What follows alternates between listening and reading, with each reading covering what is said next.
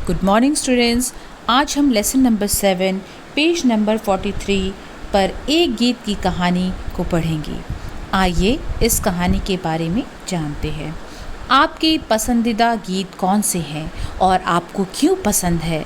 कहने को तो इस पाठ में लेखक ने केवल एक गीत की कहानी बताई है कि वह गीत क्यों लिखा गया है, पर गहराई से देखा जाए तो यह पाठ बताया है कि निराशा व हताशा के समय भी कैसे एक गीत ने गणतंत्र दिवस के अवसर पर लोगों में उत्साह भरने का प्रयत्न किया। इस गीत ने उन शहीदों को तो श्रद्धांजलि दी ही जिन्होंने भारत चीन युद्ध में अपने प्राण गंवाए, बल्कि शेष भारतवासियों में भी उमंग व उत्साह भर दिए।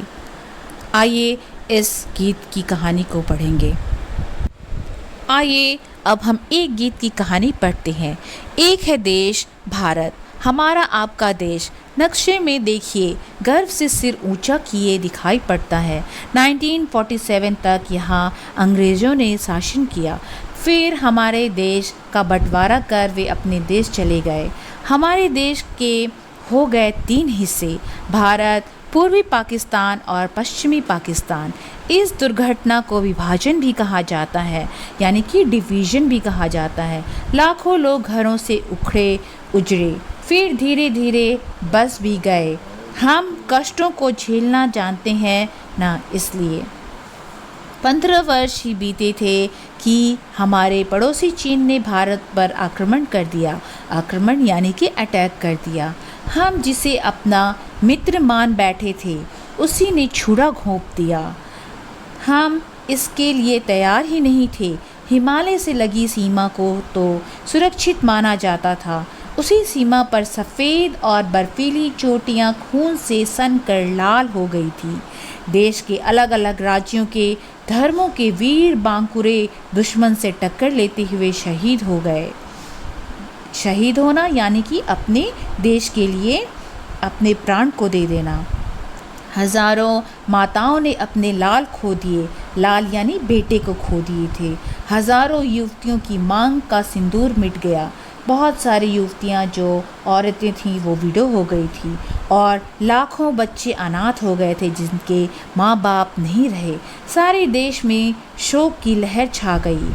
इसी बीच गणतंत्र दिवस निकट आ रहा था। गणतंत्र यानी कि आप जानते हैं कि गणतंत्र दिवस किसे कहा जाता है। आम जनता का हौसला पस्त था, कोई उमंग नहीं रह गई थी पर्व मनाने की। उनकी व्यथा कैसे कम हो, उनमें नई उमंग का संचार कैसे हो, यही चिंता थी कुछ समझदार लोगों की, पर कोई उपाय नहीं सूझ रहा था। तब भारत के प्रधानमंत्री थे जवाहरलाल नेहरू। प्रधानमंत्री यानी कि प्राइम मिनिस्टर कौन थे? जवाहरलाल नेहरू। उनका विचार था किसी भी तरह लोगों का आत्मविश्वास फिर से लौटना ही चाहिए। आत्मविश्वास यानी कि कॉन्फिडेंस। तय किया गया था कि भारत की महानता को दर्शाने वाला कोई आयोजन दिल्ली में हो, यानी कि कोई प्रोग्राम वहाँ पर ऑर्गेनाइज़ किया जाए। उसमें उनके अनेक जानी मानी फिल्मी हस्तियाँ भी भाग ली, तो इसमें भीड़ उमड़ेगी। उन दिनों टीवी नहीं था, सारे कार्यक्रम प्रत्यक्ष होते थे। नेहरू चाहते थे कि will just do the continuation in next page. आपको शब्दों के अर्थ को नीचे जानते हैं, जैसे दुर्घटना, बुरी घटना यानी एक्सीडेंट, आक्रमण, हमला, अटैक, घोंप, मार यानी कि पियर्सिंग, सनकर, रंगकर, खून से रंगे थे यानी कि कलर्ड थे, रंगीन हो गए थे। शहीद जो देश के लिए अपने प्राण दे यानी कि मार्टियर। आयोजन, समारोह, प्रोग्राम, प्रत्यक्ष आँखों के सामने, एविडेंस। अवसर के लिए एक विशेष गीत लिखा जाए, ऐसा गीत जो लोगों की कल्पना को झकझोर सके और दिलों को छू सके, यानी कि इस तरह से लिखा जाए कि लोगों तक उसके भाव वो पहचान सके कि कहना क्या चाहते हैं। फिल्म जगत में तब एक युवा कवि फिल्मों के लिए गीत लिखते थे। नाम था उनका प्रदीप। उन्होंने चुनौती स्वीकारी। वे रातों को जागते रहे कि गीत क्या लिखा जाए। अनेक शब्द कौंधते उठे, जागो भारत माँ के लिए बलिदान, आगे बढ़ें।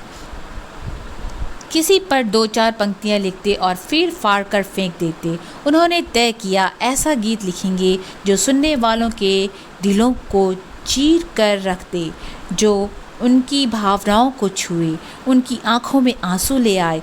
प्रदीप ने सीमाओं पर हमारे सैनिकों के बलिदान को याद किया और गीत की पंक्तियाँ शुरू की। पंक्तियाँ इस प्रकार है। ऐ मेरे वतन के लोगों, ज़रा आँख में भर लो पानी, जो शहीद हुए हैं उनकी ज़रा याद करो कुर्बानी।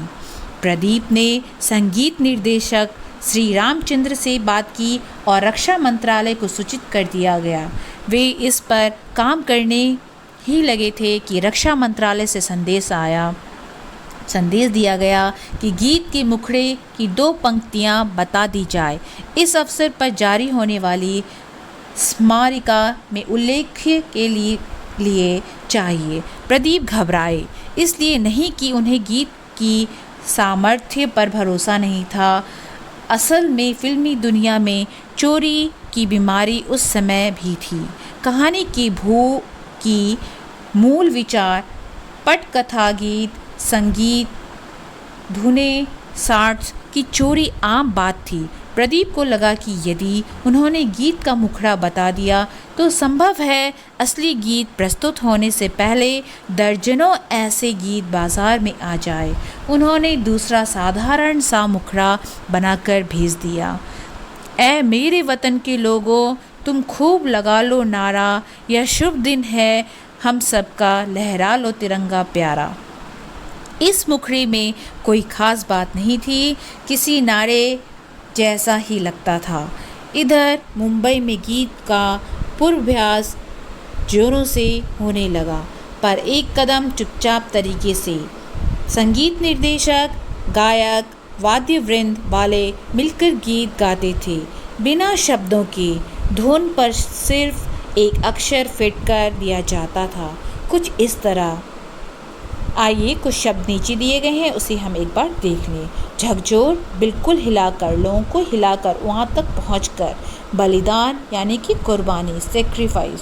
सामर्थ्य, एबिलिटी यानी कि शक्ति। मुखड़ा, गाने के आरंभिक बोल, स्टार्टिंग बोल। पूर्वाभ्यास, पहले से किया जाने वाला अभ्यास, रिहर्सल।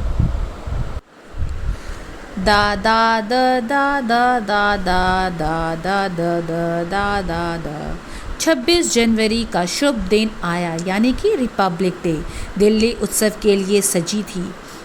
उत्सव यानी कि फेस्टिवल, पर्व, त्यौहार के रूप में, इसलिए वह सजी थी।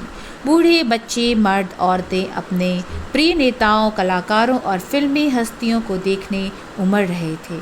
नेहरू जी और अन्य गणमान्य लोग पधार चुके थे। लाउड स्पीकर पर एक गरबा गीत की धुन बज रही थी। लोग हैरान थे कि क्या प्रदीप और श्री रामचंद्र को इस अवसर के लिए अनुकूल और कोई धुन नहीं मिली।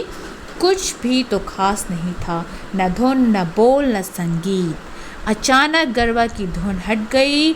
थोड़ी देर के लिए शांति रही और उस शांति को चीरता हुआ सुर साम्राज्ञी लता मंगेशकर का वेदना और चुनौती भरा स्वर सुनाई पड़ा।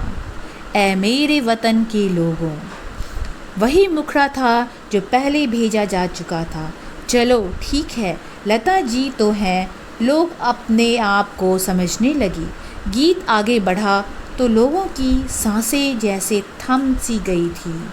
पर मत भूलो सीमा पर वीरों ने है प्राण गवाए, कुछ याद उन्हें भी कर लो जो लौट के घर ना आए।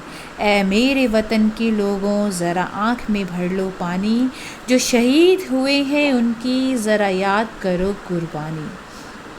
जब गीत समाप्त हुआ तो लगभग 2 लाख लोग सिसक रहे थे।